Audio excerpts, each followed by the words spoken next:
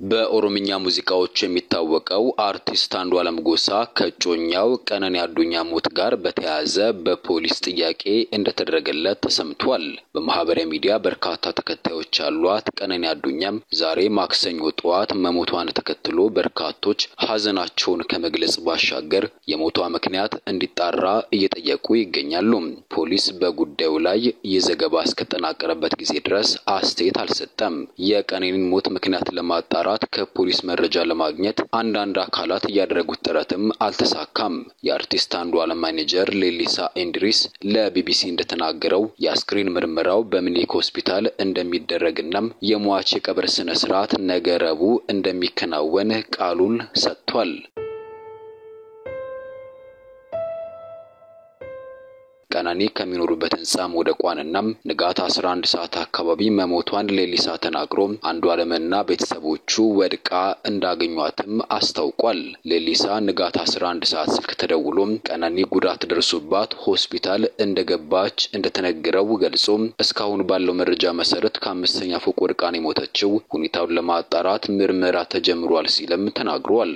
ማኔጀሩ አክሎም መኖሪያ ቤቱ አዲስ አበባ አራብሳ ሰንሻይን ተብሎ የሚጠራው አካባቢ መሆኑን ጠቅሶ ጥንዶቹ በስፍራው ከአንድ ዓመት በላይ መኖራቸውን ተናግሯል።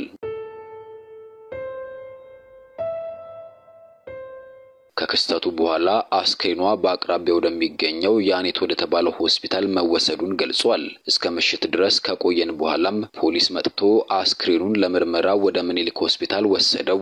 ቀጥሎ ሱሉልታ ወደሚገኙት ቤተሰቦቿ ተወስዷል። የቀብር ስነ ስርዓቷ በአዲስ አበባ ይፈጸማልም ብሏል። ሌሊሳ እንደሚለው አርቲስት አንዱዓለም በአሁኑ ወቅት ለምርመራ በፖሊስ ጣቢያ ይገኛል።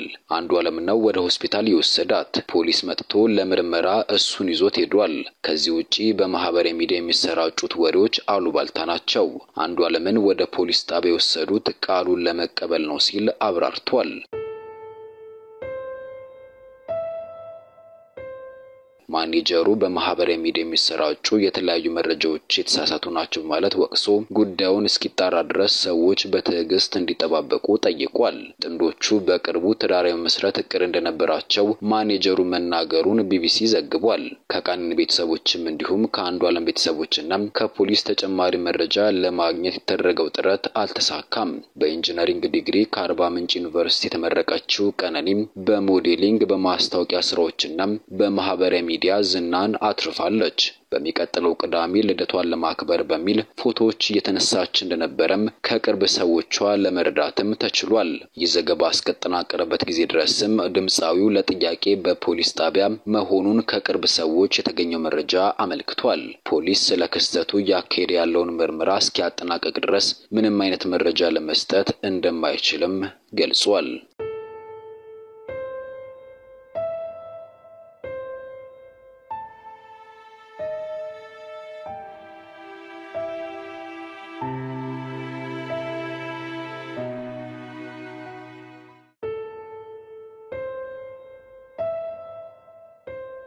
በኦሮምኛ ሙዚቃዎች የሚታወቀው አርቲስት አንዱዓለም ጎሳ ከጮኛው ቀነኒ አዱኛ ሞት ጋር በተያያዘ በፖሊስ ጥያቄ እንደተደረገለት ተሰምቷል።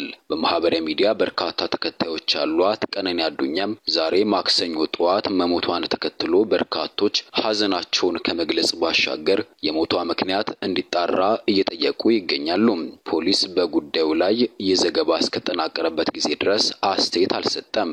የቀነኒን ሞት ምክንያት ለማጣራት ከፖሊስ መረጃ ለማግኘት አንዳንድ አካላት ያደረጉት ጥረትም አልተሳካም። የአርቲስት አንዱዓለም ማኔጀር ሌሊሳ ኢንድሪስ ለቢቢሲ እንደተናገረው የአስክሬን ምርመራው በሚኒሊክ ሆስፒታል እንደሚደረግና የሟች የቀብር ስነ ስርዓት ነገ ረቡዕ እንደሚከናወን ቃሉን ሰጥቷል።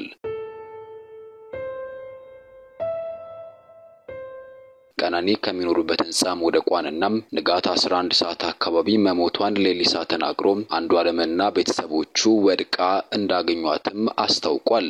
ሌሊሳ ንጋት 11 ሰዓት ስልክ ተደውሎ ቀነኒ ጉዳት ደርሶባት ሆስፒታል እንደገባች እንደተነገረው ገልጾ እስካሁን ባለው መረጃ መሰረት ከ5ኛ ፎቅ ወድቃ ነው የሞተችው፣ ሁኔታውን ለማጣራት ምርመራ ተጀምሯል ሲልም ተናግሯል።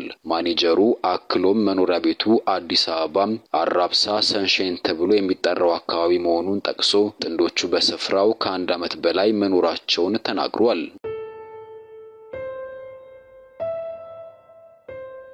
ከክስተቱ በኋላ አስክሬኗ በአቅራቢያው ወደሚገኘው ያኔት ወደ ተባለው ሆስፒታል መወሰዱን ገልጿል። እስከ ምሽት ድረስ ከቆየን በኋላም ፖሊስ መጥቶ አስክሬኑን ለምርመራ ወደ ምኒልክ ሆስፒታል ወሰደው።